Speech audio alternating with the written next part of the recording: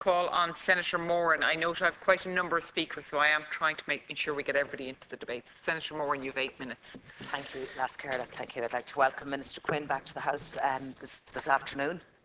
Yes, just this afternoon. Teaching, as we know, as a profession has long been viewed as a valuable and respected way of earning a living.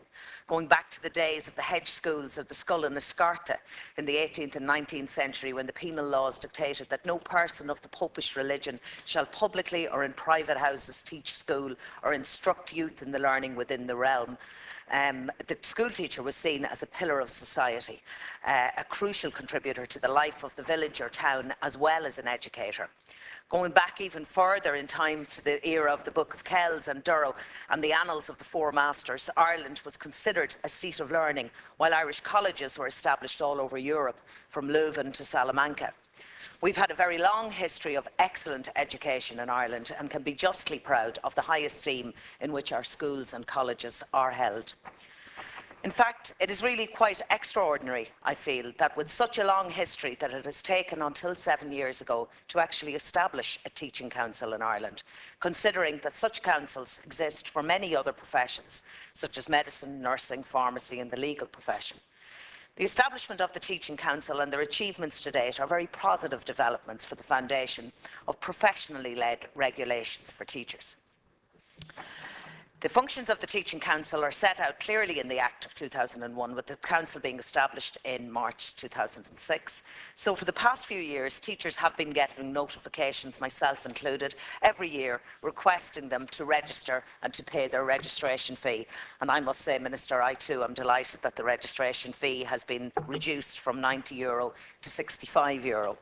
And I know I have raised it before that I was one of the ones that, you know, would have said, along with my colleagues, I know when I was teaching, why are we paying, why are we, and now I am delighted that the real impact of the Teaching Council on education in Ireland is becoming clear.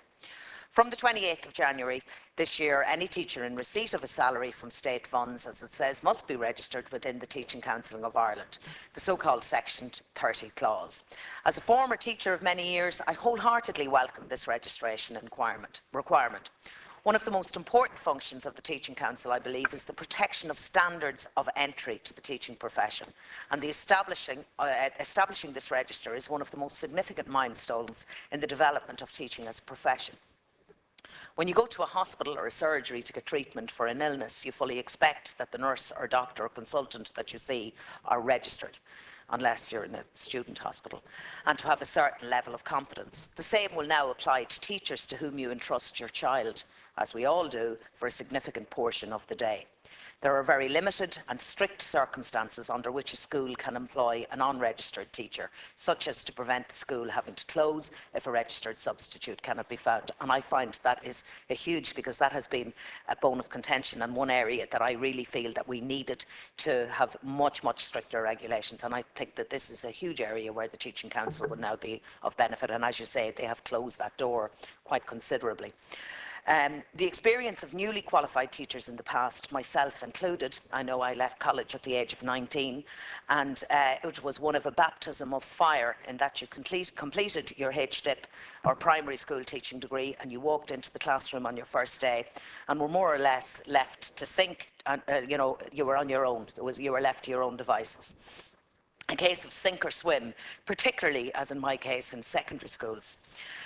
If you were lucky, you had an experienced teacher on the staff that you could ask for advice, but it could be a very isolating and lonely experience. And I know in my own case, it was a case of setting up a music department for the first time ever in the school. So while I had great scope and it gave me great ideas, it could also be a very, very daunting experience. The Teaching Council recognises the importance of this period now in a newly qualified teacher's career as a time when they need supportive induction and probation. And the department funds the National Induction Programme for Teachers and the piloting of the Drogheda scheme. This period of induction and probation, supported by the Teaching Council, will help ensure that newly qualified teachers get established in the classroom with the highest possible level of competence and confidence. This should go a long way towards enhancing the quality of of teaching and learning for students in our classroom. And I think it's also to be welcomed that the continuous professional development, which I feel is vital to the success of teaching and education in our system, that will keep teachers, all teachers, up to date in the profession. And again, if I could just refer to the fact that in my own subject, when I taught music, I was the only music teacher in the school. As happens with that subject, very often there is only one music teacher. So when we had department meetings, whereas it was great, they went very harmoniously. It was, because I was on my own. But, and nobody objected to any of the things I wanted to bring in. But it is very important that we do have that outside scope. And I know that the Post-Primary Music Teachers Association were always a great support to me, during their conferences, and we had some excellent conferences. September 2012 saw the rollout of extended and reconceptualised programmes of initial teacher education. Concurrent initial teacher education programmes are now 4 years duration, with the postgrad programmes taking place over the 2 years, which again is welcome. All reconfigured programmes are required to meet the Council's accreditation criteria, some of which are specifically related to numeracy and literacy. All of the 60 programmes of initial teacher education at primary and post-primary levels will be reviewed by October 2014. In addition, the 10 programmes in the further education sector have been accredited. Teaching is a very complex career in many ways. The teacher is in a position of great trust and responsibility, must be competent not only in their subject area, but in dealing with children and adolescents who not only require teaching, but we're also there for mentoring, counselling, disciplining, and often advising and providing advice. The teacher must also communicate with parents who thankfully nowadays generally take a huge interest in their child's education. The Council published the second edition of its Code of Professional Conduct for Teachers in 2012. The code was developed following a process of consultation with teachers and other stakeholders in education. It sets out first and foremost a clear description of what is expected of teachers in their professional roles. So I think it's great that we've got clear definitions, clear goals of where we're going. And there are 33 standards of professional knowledge, skills, competence and conduct expected of registered teachers. This shows just how complex this is, but the core values are respect, care, integrity and trust. Thank you. The Council's function in relation to fitness to teach is the next element of the Act, which I'd just like to comment briefly on and will commence very shortly. And this is an area, as we know, has probably attracted the most of the media coverage recently. In line with other regulatory bodies, the Teaching Council will have the means to investigate a teacher's fitness to teach, and the bill given government approval for drafting on December the 10th last, will provide for a range of sanctions such as advice, admonishment and censure, which may be applied by the Council following an inquiry.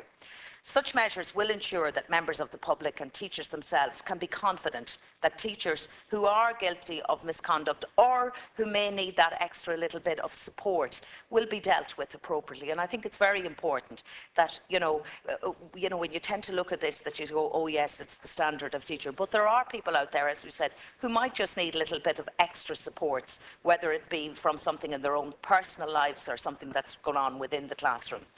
And I think that this has been a bone of contention. Okay, so parents now can be assured that genuine concerns can be addressed through the available channels. We can look forward to the remaining element of the Act pertaining to the continuous professional development of teachers being rolled out in the near future. Teaching is a profession where you cannot stand still. You must always be open to new methodologies, new ways of thinking. The vast majority of teachers welcome the opportunity to upskill and update, and this can only mean enhanced teaching and learning in the classroom. Thank you. Thank you, Senator.